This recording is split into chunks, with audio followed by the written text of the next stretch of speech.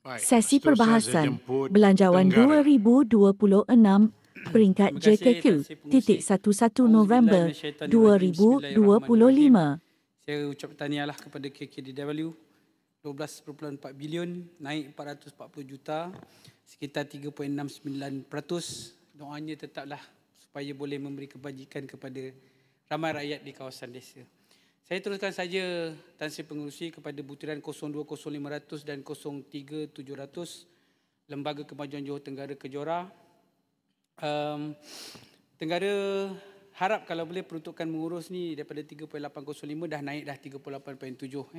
Kalau boleh ditambah lagi agaknya di macam mana itu, sebab pada tahun 2026 akan ada visit Malaysia dan juga visit Johor, dan ini adalah usaha untuk peroleh 42 bilion pendapatan dan 12 juta pelancong. Jadi di kawasan Kejora ini ada pantai-pantai peranginan dan sebagainya, juga termasuk satu produk pelancongan yang baru di air terjun Gunung Mutahak di belakang Bandar Petri Jaya dalam Parlimen Tenggara, memerlukan perhatianlah. Ini satu aset pelancongan yang menarik. Ada 10 tingkat air terjun termasuklah jeram Sungai Tengkil. Jadi dana-dana pembangunan untuk Kejora ini boleh dimanfaatkan untuk menarik lagi ramai pelancong ke kawasan-kawasan seperti air terjun Gunung Mutahak ini. Keduanya adalah boleh menggalakkan lagi community based tourism dengan memanfaatkan kawasan-kawasan di Tenggara seperti kampung-kampung Batu Empat, Terminal Baru, Terminal Lama yang kaya dengan campsite, dan juga 3 kampung orang asli yang memerlukan juga sentuhan daripada pihak Kejora. Dan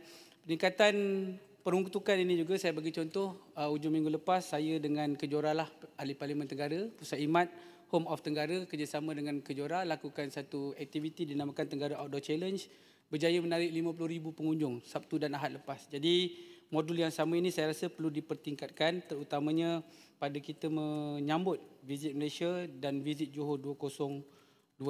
Sekali lagi berkaitan Kejora inilah yang Mohd Timbalan Menteri Pengerusi, permohonan daripada orang-orang Tenggara. Maksudnya ada banyak kampung-kampung tradisional lain di Tenggara ini, tapi mereka kata alangkah baiknya kalau dapat diterima juga menjadi kampung Kejora, kampung takbiran Kejora, kerana satu gugusan tu namanya Batu Empat, yang ada terminal baru saja, terminal lama Batu Empat, Sepak Ulu, Sepak Ilir, Bukit Lintang dan juga Lukut tidak masuk dalam kampung Kejora. Jadi kalau dapat diterima tu lebih baik.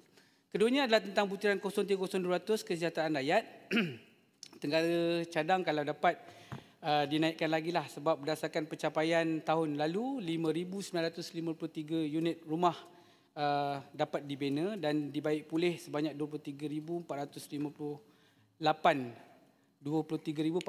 unit rumah. Jadi dengan peruntukan 924 juta ini, dia harap pada tahun 2026 akan banyak lagi boleh dimana, dan Tenggara juga tidak ketinggalan. Kita akan mohon juga keperluan 100 unit rumah baru dan 200 baik pulih dalam program perumahan rakyat sejahtera, insya-Allah. Jadi ini adalah satu penghargaanlah kepada KKDW berjaya menggunakan mentadbir dana kesejahteraan rakyat ini untuk faedah masyarakat. Yang ketiganya adalah berkaitan dengan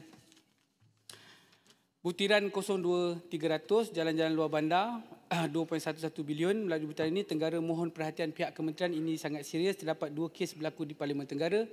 Pertama berkaitan dengan pembinaan jalan baru Kampung Rantau Panjang ke Petri Jaya. Ini kita dah dapat kelulusan tahun lalu berjumlah 50 juta, tetapi agensi pelaksana JKR memulangkan semula dana terbabit 50 juta sebab tak cukup. Jadi saya berharap di bawah peruntukan 2026 ini cadangan JKR sekitar 100 juta itu dapatlah juga ditunaikan. Jalan baharu yang menyambungkan Kampung Rantau Panjang ke Petri Jaya 5 km yang akan memberi faedah kepada 30,000 pengguna di sana. Keduanya adalah berkaitan dengan jalan baru yang hendak dipohon, sebab Tenggara ini tiba-tiba ada satu kampung baru yang berhormat Pengerusi dan juga yang berhormat Timbalan Menteri ada di sini.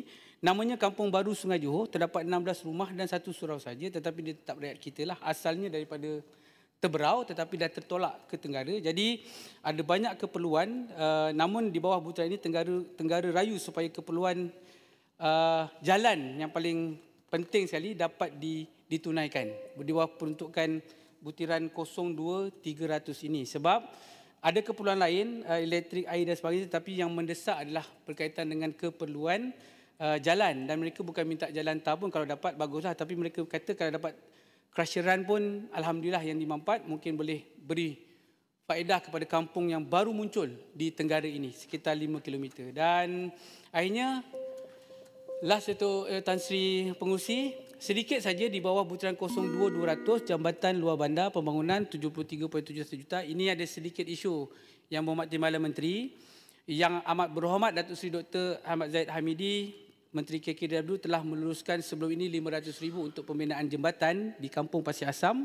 Kemudian ada NOC, Notice of Change, dan ditambah sehingga 850,000. Saya difahamkan dana tersebut turun kepada Kejora dan agensi pelaksananya adalah JPS Daerah Kota Tinggi, tetapi sehingga sekarang pembinaannya amat mengecewakan dan masih belum digunakan. Jadi saya mintalah dalam ruangan yang kecil ini untuk ada sedikit intervensi daripada kementerian untuk tengok balik mungkin dengan Kejora dan juga JPS apakah status pelaksanaan ini, sebab rakyat dah mula bising dah.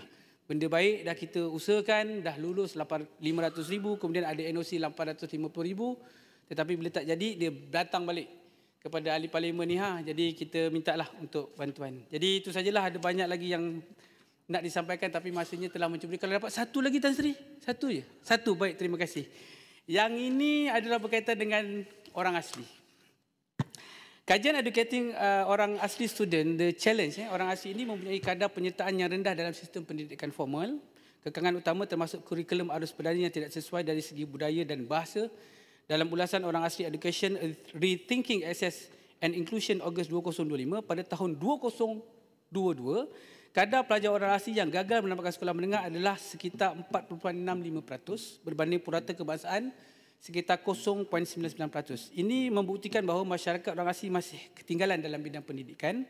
Tenggara yakin program TVET mampu naikkan taraf kemahiran. Ini menyentuh butiran 030-300 Jabatan Orang Asli, 050-700 peningkatan taraf hidup orang asli dan juga butiran 01-100 pembangunan untuk orang asli. Jadi, apakah langkah yang diambil oleh KKDW untuk memperkasa program TVET dalam masyarakat orang asli dan apakah bentuk program yang dikenal pasti dan sesuai untuk orang asli? Dan Tenggara yakin pendidikan TVET boleh dan mampu mengangkat maruah dan persaingan setara.